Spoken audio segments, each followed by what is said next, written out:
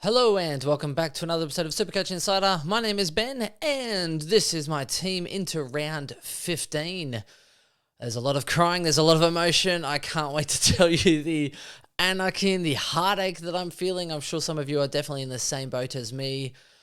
I still lose sleep over it at nights about it, but look, on the plus side, I am ranked 172nd at the moment.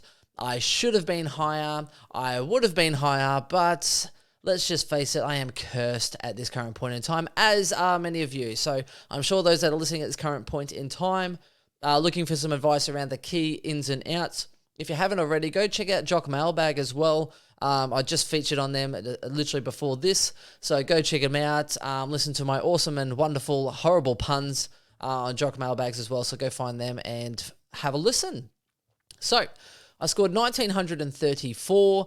I was really trying to push ahead because the way I was thinking was when the buys finish, it's an even playing field. So I wanted to try and get out of the buys, ahead, and then try and kind of hold on to a lead and trying to push ahead. So the issue I had last week, I had Parrish, who got subbed. So I could have just gone and made the two trades that I wanted to do.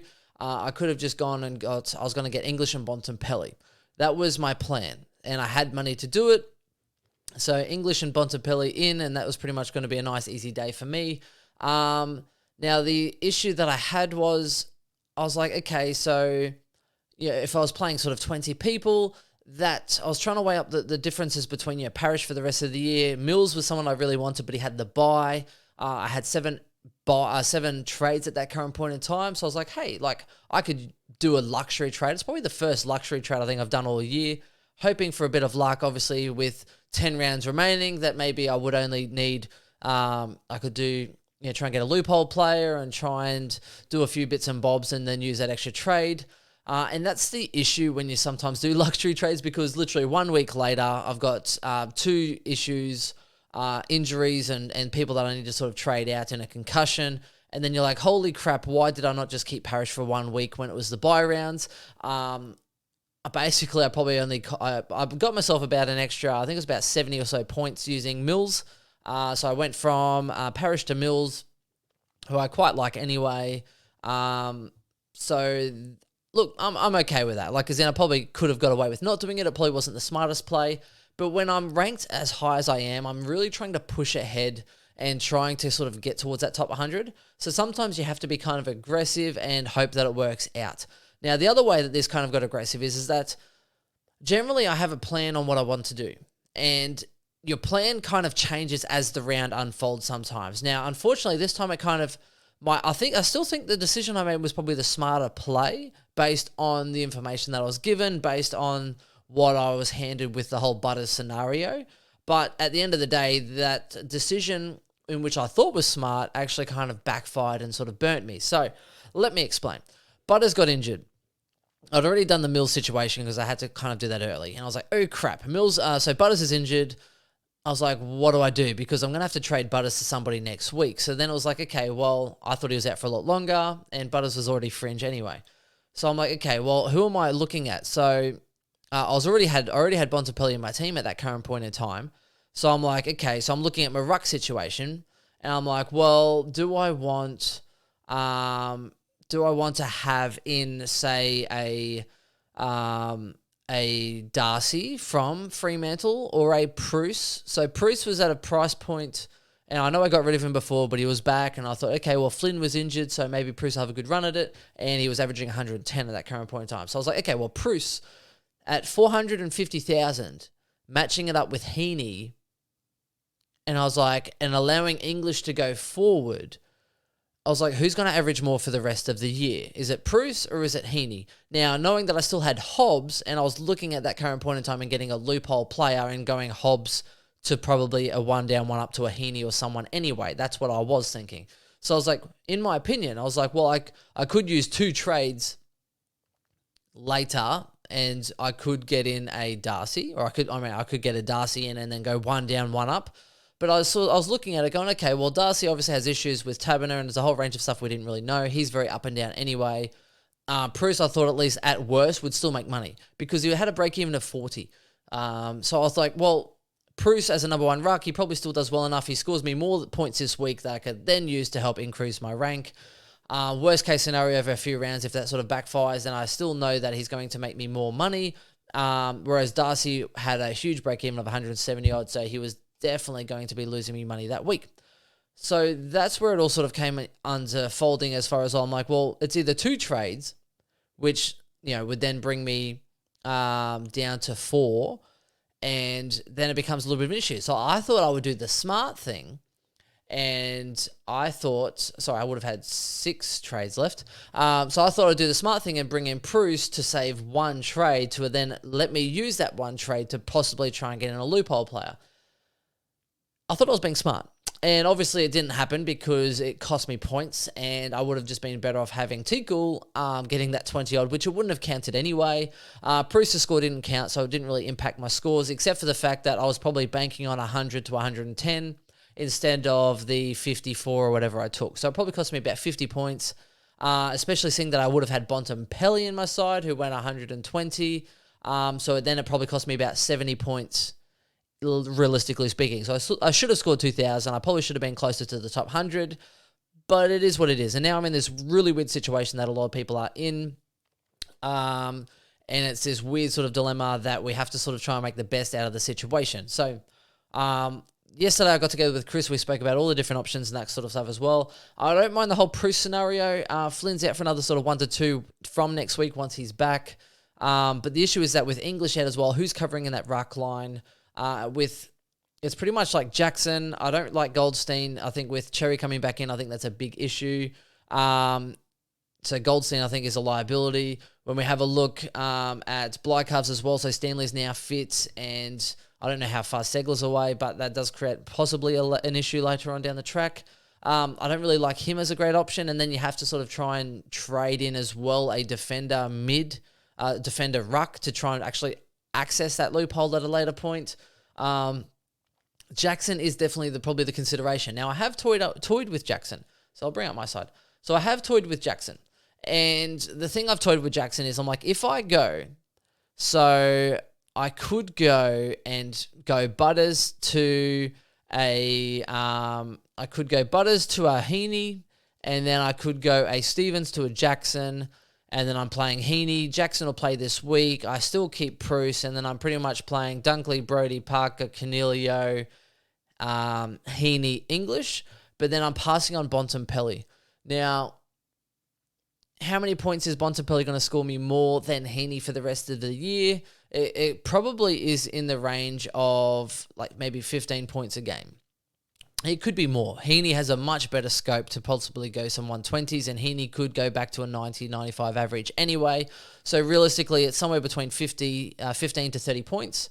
Now, when you put that over, say, sort of 9 rounds, it's quite a lot as far as overall, just because, of the situation there. So I do have cover at this current point in time. I think Clark will still get a game this week.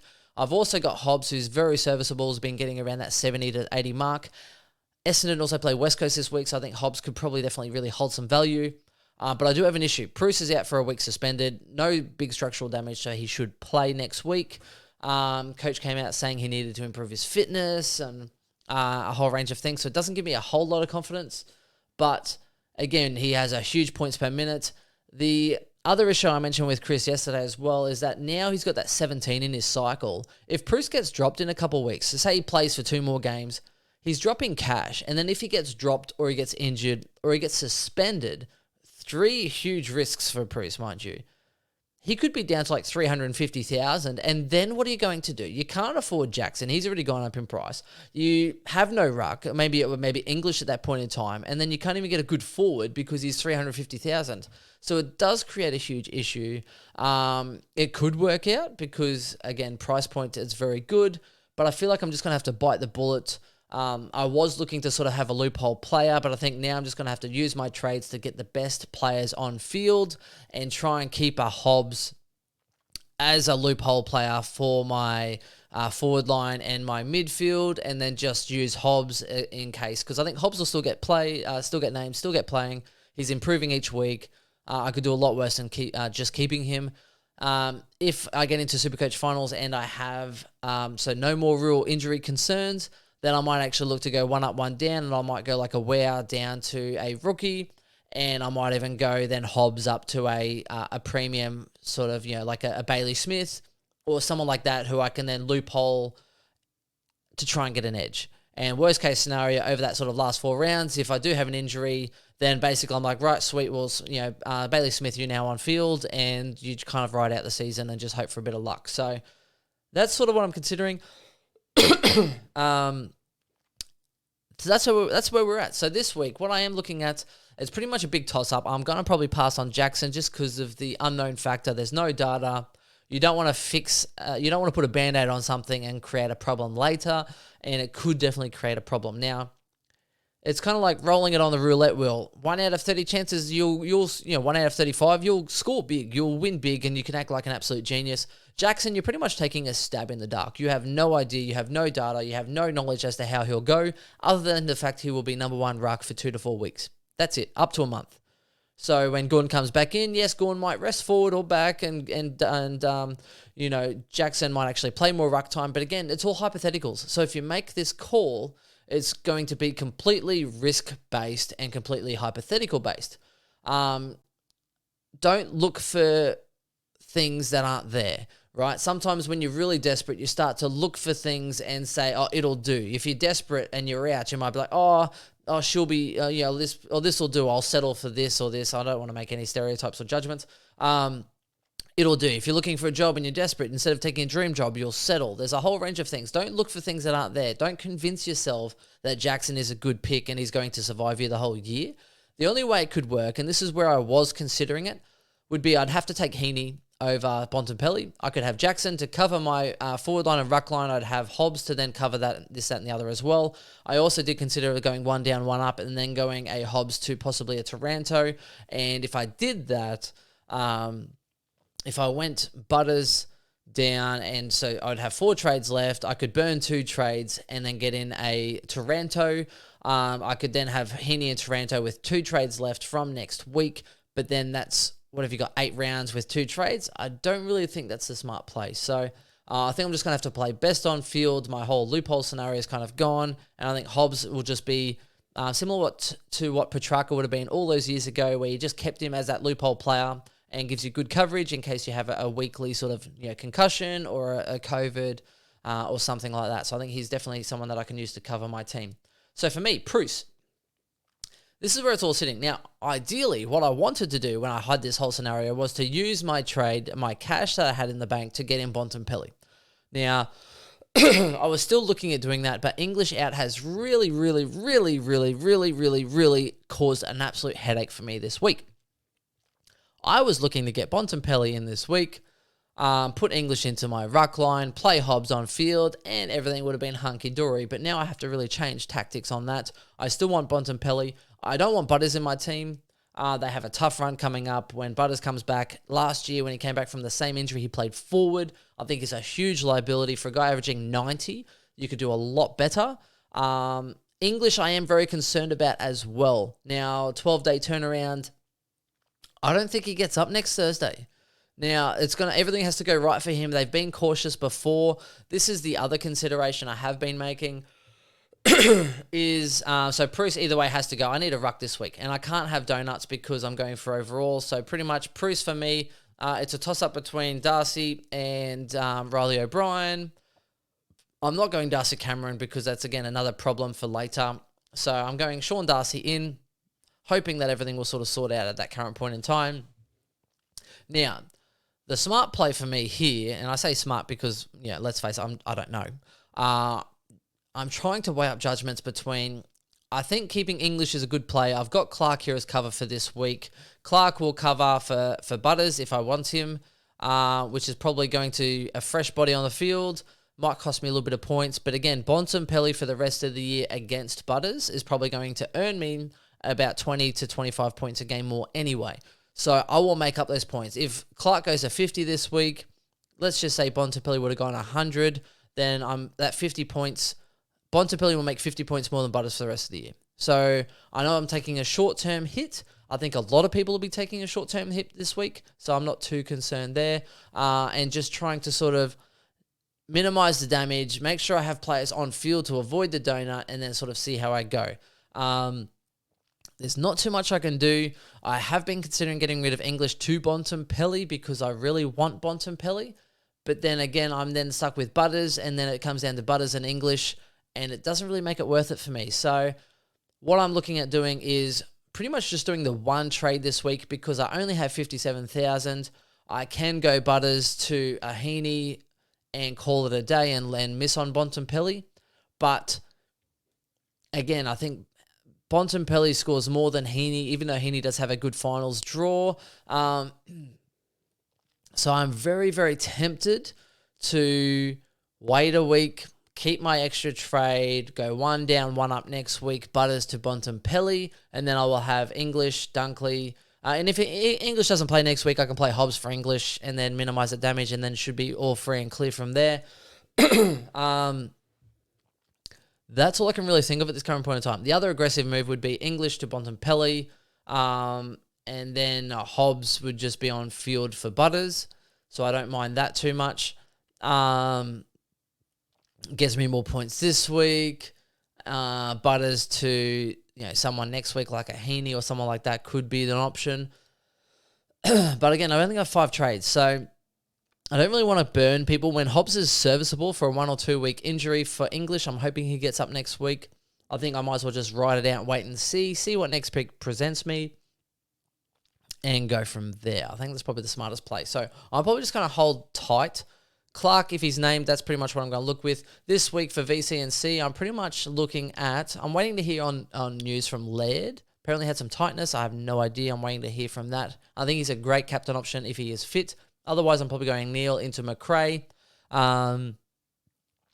Passing on Oliver, I think, just with the whole Jackson factor. I think Jackson will probably try and get it more onto the outside to get away from the big O. I think as far as midfielder and flexibility goes, I think he's probably more of a burst outside. So I think Petrarca could do really well there.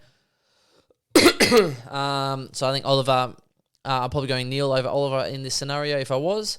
Otherwise, I'm going McRae VC into Laird. And I've had pretty good range with that so far. I think Laird against North Melbourne should do really well and rack up plenty of ball. But again, it is down in Tasmania, so I'm not too sure about that.